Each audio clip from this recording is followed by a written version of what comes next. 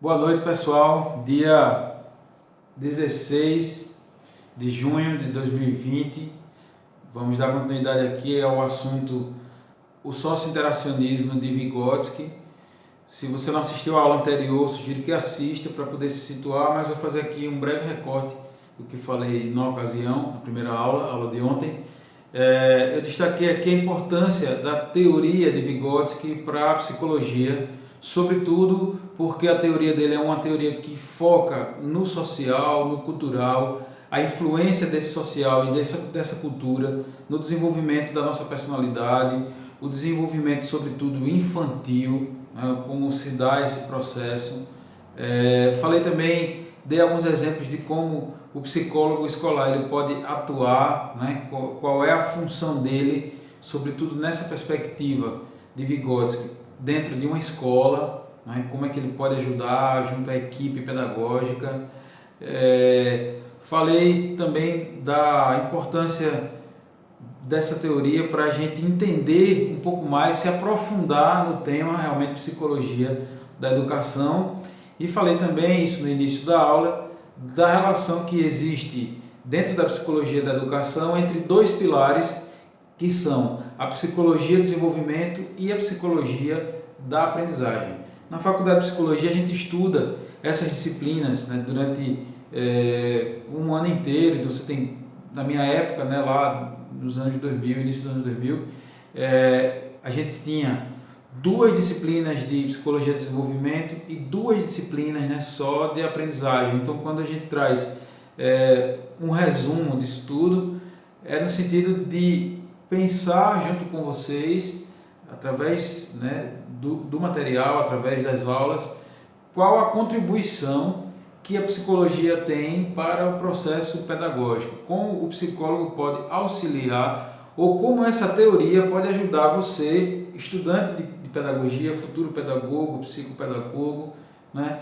como você pode fazer aí um recorte e tornar isso útil aí no seu dia a dia, em sala de aula, com a equipe pedagógica, onde quer que você possa estar. Eu costumo dizer assim que o principal, a coisa que mais precisa ser trabalhada é o professor. O professor, ele precisa estar preparado para as situações que ele vai lidar no dia a dia, no contexto escolar, sobretudo se ele vai trabalhar em escolas públicas. O que não significa dizer que o professor que trabalha numa escola privada, ele tenha uma vida mais fácil, não necessariamente, né? São outras demandas, outras dificuldades, mas sem dúvida a psicologia ela tem uma contribuição para todo esse processo. Então eu vou continuar aqui com os slides, né, que eu vou encaminhar também para vocês, e vou manter a mesma dinâmica de ler e comentar. Na teoria socio-interacionista, que teve em Vygotsky seu maior expoente, uma nova abordagem fica evidenciada. Seus pressupostos partem da ideia de homem enquanto corpo e mente, enquanto ser biológico e social e enquanto participante de um processo histórico-cultural. A ideia de mente e corpo como algo separado, isso é uma coisa mais didática. Então, exemplo, uma pessoa que está durante esse tempo agora da pandemia muito estressada, tal, uma aperreada, todos nós de alguma forma, né, estamos aí sob pressão, comentei até isso também na aula passada. Essa pressão, ela de alguma forma não vai afetar apenas a nossa mente, ela vai afetar também o corpo. A gente continua, né, a nossa equipe aqui da Recriar e Patrícia, a gente continua fazendo nossos atendimentos, mas exclusivamente em ambiente virtual ainda. E o que a gente tem percebido, entre outras coisas, é que as pessoas trazem queixas também de dores no corpo. Pessoas que já tinham dores no corpo, por exemplo, a questão da fibromialgia, que a gente sabe que tem uma relação importante com o emocional, mas não só essas. Pessoas também que não têm esse problema da fibromialgia, essa patologia, e no entanto estão relatando assim, acordarem com dores no corpo e tal, etc. Então, isso é mais um exemplo, mais uma prova de que existe de fato uma relação de muita proximidade entre a nossa mente e o nosso corpo. Na verdade, isso é um todo integrado, mas que a gente tem talvez o mau hábito de separar, né? Separar. Então, o Winnicott, por exemplo, que era um grande teórico da psicanálise com o qual eu me identifico bastante, e utilizei na minha pesquisa de mestrado, ele vai falar sobre a interação ou sobre a integração psicossomática. E o que é isso? Ele vai falar da relação entre psique e soma. Psique, mente. Soma, corpo. Né? Ele fala sobre essa interação. Ele fala sobre essa relação de uma coisa com a outra. E mais do que isso, ele diz que a harmonia entre essas duas esferas é que significa realmente a saúde. Né? Então, voltando aqui para o texto, quando os autores, né, que a gente pesquisou, eles vão trazer aqui essa importância do corpo e da mente, né, o ser biológico e o social, é justamente numa relação com o processo histórico-cultural, ou seja, aquilo que a gente vai vivendo no dia a dia, aquilo que a gente aprende com a nossa família, aquilo que a gente debate em sala de aula, é uma coisa que você estudou em outra esfera, que não necessariamente aqui a minha aula, é quando você vai praticar um esporte com alguém, tudo isso está dentro de um processo histórico-cultural que não pode ser ignorado, e mais do que isso, que marca profundamente a nossa vida. Ainda sobre a pandemia, então não tem como, quer dizer, essa geração atual, né, vamos pensar aí, as crianças aí em torno de 10 anos de idade, mas também as pessoas mais velhas, com mais de 40 anos, como é o meu caso, todos nós ficaremos marcados por essa experiência. Não importa quem teve mais ou menos dificuldade de lidar com ela, isso vai afetar, de alguma maneira, vai marcar, está marcando a história da humanidade e, consequentemente, a nossa história, né, também.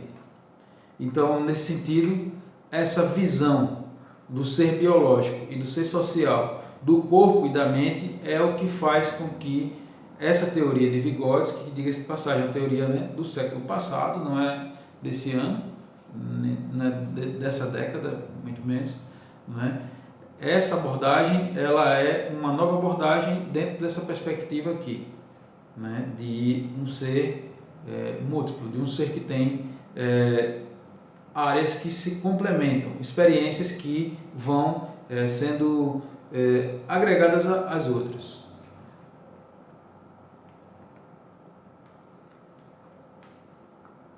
Vygotsky defende a ideia de contínua interação entre mutáveis condições sociais e as bases psicológicas do comportamento humano, partindo de estruturas orgânicas elementares, determinadas basicamente pela maturação, formam-se novas e mais complexas funções mentais, a depender das experiências sociais a que as crianças se acham expostas.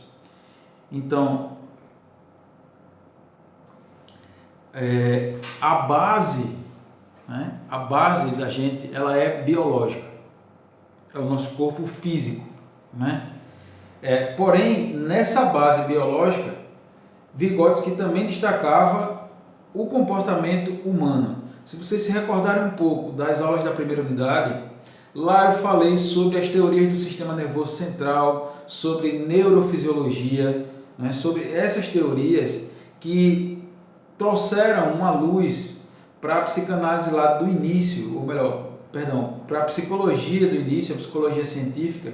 Por quê? Porque essas teorias, essas experiências mostraram a importância do funcionamento e da própria estrutura cerebral no nosso comportamento.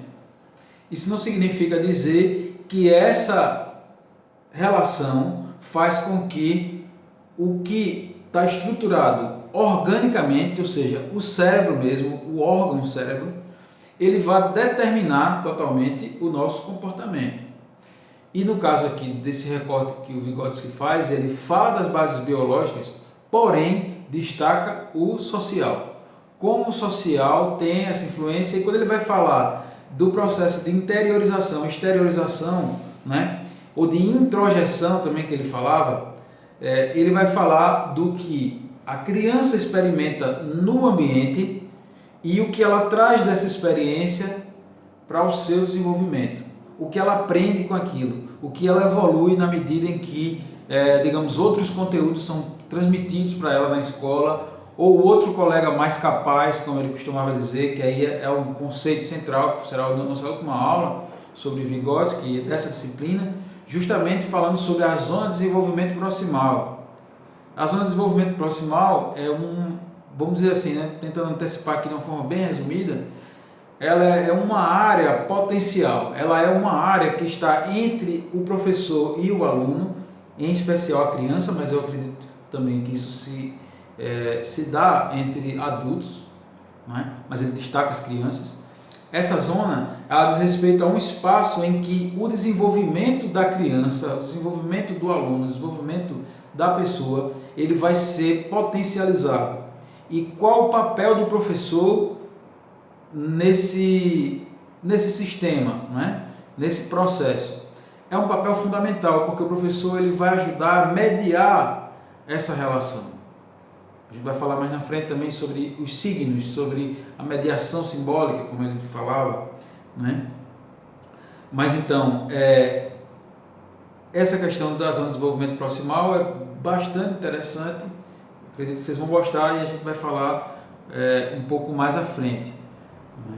Mas, então, as estruturas orgânicas elas são importantes sim, né? Só que essas complexas funções mentais que ele fala são justamente as funções que não estão para os outros animais, né?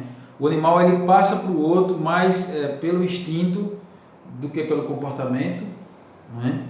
Porém, como também falei na outra aula, o animal ele não tem cultura, ele não possui uma linguagem, ele não tem como transmitir de maneira falada ou por gestos. Os gestos até tem, né? Mas ele não tem uma complexidade. Essa complexidade das funções mentais não está disponível para os animais, mesmo os macacos, né, os animais mais evoluídos do ponto de vista dessa aproximação com a estrutura do ser humano, mas mesmo esses eles não têm essa capacidade que nós temos, né, porque justamente eles não têm a cultura, eles não têm essa relação com o social como nós temos, através da linguagem, não é? Então, e aí mais à frente, né, a citação vai dizer assim, que vão se formar novas e mais complexas funções mentais a depender das experiências sociais a que as crianças se acham expostas. Aqui eu quero dar um exemplo para finalizar essa aula, dizer o seguinte, que é notório quando uma criança é colocada na escola, uma criança, vamos dizer, uma criança ainda antes da idade de realmente ser alfabetizada, ela entra na escola e ela dá um salto muito grande no que diz respeito à linguagem, ao contato, à interação. Por quê? Porque a exposição a esse ambiente vai facilitar isso. Claro que existem situações em que a criança, né, pode ficar um pouco constrangida, tal, mas é aí que entra novamente o papel do professor, no sentido de integrar essa criança para o grupo, ainda que essa criança apresente algum tipo de dificuldade no desenvolvimento. Então, gente, essa é a segunda aula e espero que vocês tenham gostado. Peguem aí o material, peguem a apostila, estudem, leiam, procurem outros vídeos também sobre esse cara tão interessante chamado Vygotsky.